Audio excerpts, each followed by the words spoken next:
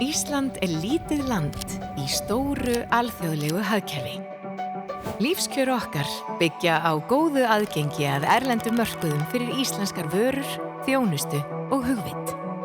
Þar kemur Íslandsstofa inn. Samstarfsvettvangur atvinnulífs og stjórnvalda þar sem við mótum stefnu og sækjum fram á erlendum mörkuðum með íslenskum fyrirtækjum. Á árinu 2025 stóð Íslandsstofa fyrir rúmlega 400 markaðsaðgerðum í 109 borgum með yfir 600 fyrirtækjum.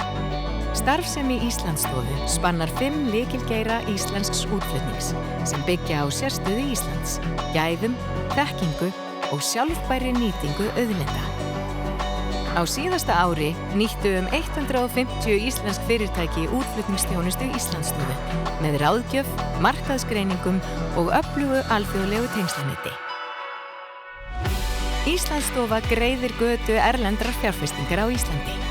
Á árinu 2025 skipulögðum við 9 fjárfestaviðburði og komum að 54 fjárfestingaverkefnum.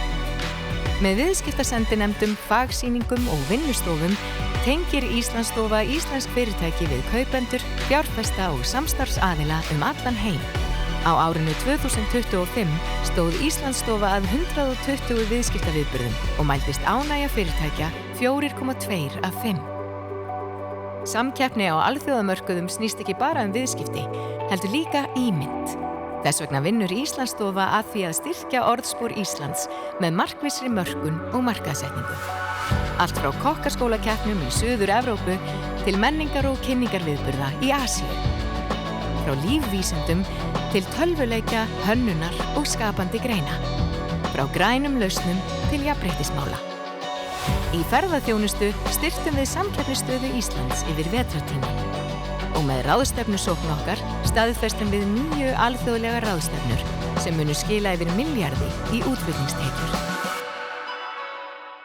Almannatengsl Íslandsstofu skiluðu yfir 4.000 umfjöllunum Ísland í erlendum fjölmiðlum og í gegnum eigin miðla segjum við sögur af íslenskum fyrirtækjum, menningu og nýsköpun til milljóna allan heim.